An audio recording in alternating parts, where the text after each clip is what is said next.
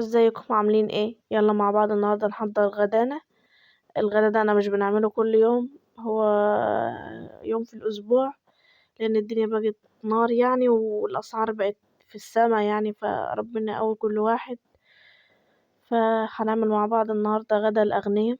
الاغنياء، لان دلوقتي الفقير ضايع بصراحة، ما يقدرش يجيب الليلة دي. كل حاجة بقت غالية، كل حاجة بقت نار يعني. فهنعمل مع بعض النهارده غدا مكلف حبة، بس ايه، مش مكلف جامد يعني.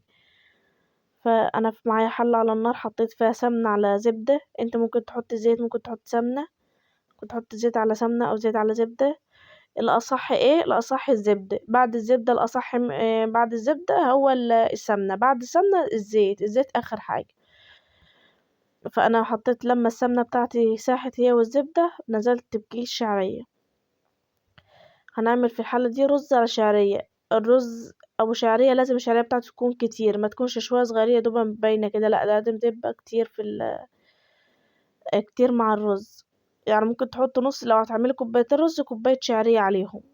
هي كده نص الرز، كمية الرز نصها شعرية، عشان يطلع معاكي مظبوط وطعمه حلو.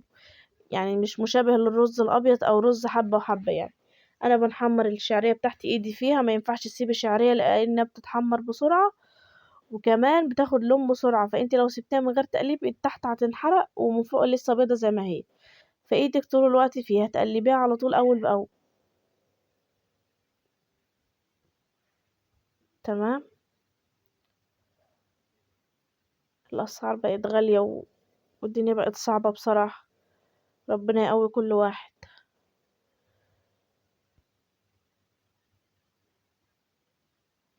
انا هنا سايبة الشعرية بتاعتي بتتحمر، بس انا عيني منها، ما بنسيبهاش ونروح بعيد يعني، انا عيني منها.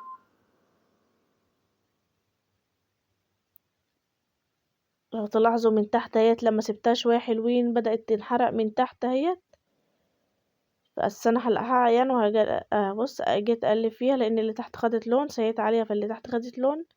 فابدا بقى ايدي فيها لحد ما تاخد لون كده، هي بالظبط خدت معايا لون ذهبي حلو اهوت، وكلها شبه بعضها. هنزل بقى عليها بكميه الرز بتاعتي. وزي ما قلت لك قد ايه الرز قد ايه. لو هتعملي كوبايه الرز عليهم نص عليهم كوبايه شعريه، عشان يطلع معاك الرز مظبوط ومفلفل وطعمه حلو. بدأت بقى اشوح الرز كويس مع الشعريه.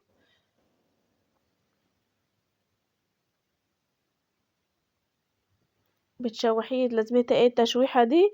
بتخلي الرز بتاعك يتغلف بالزيت، المادة الدهنية اللي انت حطاها يعني. فما يكونش صعب، فيكون صعب شوية ان هو يعجن منك. تمام كده. بس بعد ما لفيته كويس بدأت انزل بقى عليه بمية مغلية. وبقى ايه ده الكمية دي شوية، فهكمل مية من الحنفية عادي عليها يعني، المهم مية دافية وخلاص. الرز ده انا اول مرة نعمل منه، فمش عارفة هو بيحب المية الكتير ولا المية شوية. فبقيت محتارة بصراحة معاه، لان انا اول مرة استخدمه. فبدأت ازود المية على حسب ما انا شايفة، على حسب عيني كده. انت بقى ايه اضرب المعيار بتاع الرز بتاعك، بس لو هو رز مظبوط يعني معيار المية بتاعته كوبايتين. لو كوبايتين رز هياخدوا كوبايتين مية. عاملة رز على الشعرية هياخدوا كوبايتين وربع مية. ما تزوديش المية، لان الشعرية ما بتاخدش طياب يعني. بس هنا خلصت المية بتاعتي، وهرجع ازود بس مش دلوقتي. حطيت الملح وحطيت شوية فلفل بيخلي ريحته خطيرة، عايزة تحط ورق لورا بيدي الطعم روعة روعة روعة. فانا حطيت ملح وفلفل اسود، وهبدأ اغطي بقى على النار عالية برضو، ما هديتش النار. بص هنا بعد ما اتشرب اهو، لقيت الرز لسه محصون معايا ولسه زي ما هو. فاحتاج ان هو نزوده مية تاني، بس انا بزود بحكمة، ما بزودش كتير، علشان ابقى واخدة بالي عشان ما يعجرش مني. انا بشوف على نظر عيني كده. بعدين هغطي بقى وايه واعلي لما يتشرب الرز ميته. هديت عليه النار وخلاص بتستوي بقى. هنا هنحضر الحشوة. حشوة ايه؟ حشوة السمك. ايه الحشوة دي؟ معايا انا بنقطع بصلتين خضر دلوقتي، ومعايا ليمونة، ومعايا بشرة جزر. والخلطة الخضراء اللي هي المهروسة دي ايه؟ فلفل وتوم وكزبرة خضراء. وايه تاني فلفل وتوم وكزبرة خضراء وشبت. وبصل اخضر برضو، دول ضرباهم مع بعض وحطاهم في الفريزر. خدت منهم معلقتين على بصلتين خضر على شوية جزر على ليمونة على شوية كمون وشوية ملح، وبدأت أقلب الخلطة دي مع بعض كويس. يا جماعة بتدي طعم روعة روعة روعة للسمك، خطيرة، جربيها وهتعجبك. أنا بقلب اهوت كله مع بعضه، اللي هو البصل الأخضر والجزر والكمون والملح والثوم والكزبرة الخضراء والليمون. بعد ما قلبتهم هبدأ أجيب السمك بتاعي بقى، غسلاه وشطفاه كويس ونقعاه في المية والدقيق وايه، وهبدأ احشيه من الخلطة التحفة دي. الخلطة اللي هي الكزبرة والفلفل الأخضر دول أنا حطاهم في الفريزر، وباخد منهم بالمعلقة كل لما عاوز، على بتنجان على سمك من ما بعوز دقة باخد منها يعني. هنا السمك بتاعي متنضف وزي الفل اهوت. هاخد بقى من الخلطة واحشي قلب السمك بتاعي. ده سمك بلطي، وده سمك شخورة أو روسي. احنا ما بنجيبش غير يا ده يا اما البلاميط. الأسعار التانية في السما يعني، انواع سمك الواحد بيشوفها على النت اول مره اشوفها. فاسعار في السمك احنا ما نعرفش الا دول، البلطي والبلاميطه والشخوره، ما بنجيبش غيرهم يعني. وساعات بنجيب القراميط لانها رخيصه برضه. عارفين السمكه اللي في ايدي دي كانوا منها ب30 جنيه، اللي هو الصغير البلطي الصغير خالص ده بتاع الشوي ده ب30 جنيه. يعني الدنيا خلاص عليه العوض بقى.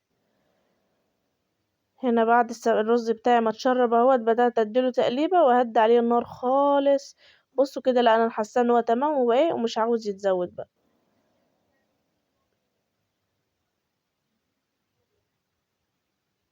بس كده. هنا الرز بتاعي بعد ما استوى اهوت، حبيت برضه اوريهولكوا عشان ما تقولوش انه عجن. بصوا مفلفل، والحبايه مش لازقه في اختها، تحفه تحفه تحفه. وشوفوا الشعريه باينه فيها انها كتيره يعني، ف حلو حلو حلو يعني. بس انا بغرف هنا الاكل بتاعي وخلاص. كنت حمرت السمك، بنحمر السمك في الدقيق متبهر بكمون وشوية ملح وبس كده. ده المخلل وده السلطة، وده كان غدانا النهاردة. حاجة بسيطة، اي نعم مكلفة شوية، بس احنا مش بنعمله كل يوم. بس جربيه وان شاء الله يعجبك.